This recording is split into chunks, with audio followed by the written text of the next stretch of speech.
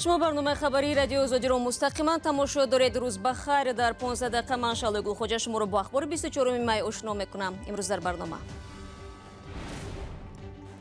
کرامت شریپов شهروندی توجیکستان است یا روسیه؟ ظاهرا امروز دادگاه اسماعیل سامانی به این سوال نقطه تمد میگذارد، ولی مبارزه شریپov برای برگشتن به روسیه ادامه خواهد کرد.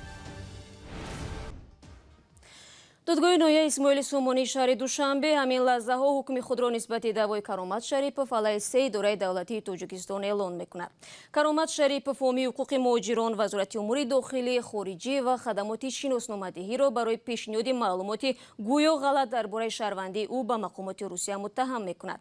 به قول او جانب دوشنبه سال گذشته به مقامات روسیه گفتند که وی شهروندی توجیکستان است، در حالی که خود کرامت شریپov ادعا دارد که پس از پاشخوری اتحاد شوروی و استقلال کشور هیچ وقت شهروندی و شناسنامه توجیکستان را نگرفته بود. این نامه حقوق مهاجران روز 13 دکبر سال گذشته از مسکو به توجیکستان اخراج شد.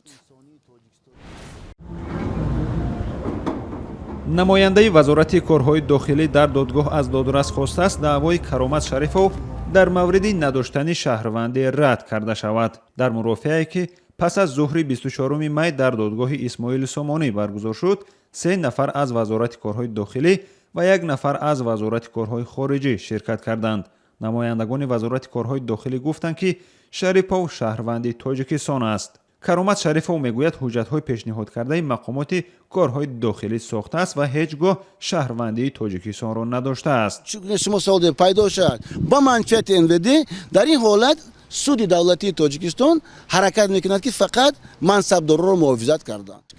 با گفته شریپov او هنوز از زمان شوروی در روسیه کار و زندگی میکرد و بعد از استقلالیت تاجیکستان که تا 10 سال به این کشور نمی آمده است، از روی قانون شهروندی دوره شورویش بیکار شده است. ما باید گذاریم شهری سود بالای عالی و بدتر کیستان سود، چونکه اگر سود رایانی گپ زند کرامت شریپov شهروند هست، من میدونم که بدتر اگر ما بود بحث شود، سیستم سیاسی شود، دیگر پیشبودی‌ها شود، حزب شوند، گویا که نه این شهروند رایانی داده بود با ما بود از بولوتیان یا که دست کشد. ما به هر دوشم لازمم تا که در بودن سود کیستانی دولت تاجیکستان. مرافع کرامت شریپov 1 هفته تأخیر شد.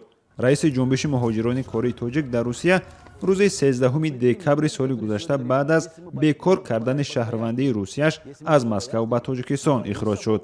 حالا کرامت شریپov یک شخص بدون سند شهروندی است. شریپov اخراجش از روسیه را کار یک گروه منفعت‌دار دانسته است که به حمایت او از حقوق مهاجران ربط دارد. شادمان یتیم، مولا رجب یوسفی، آزادی دوشنبه.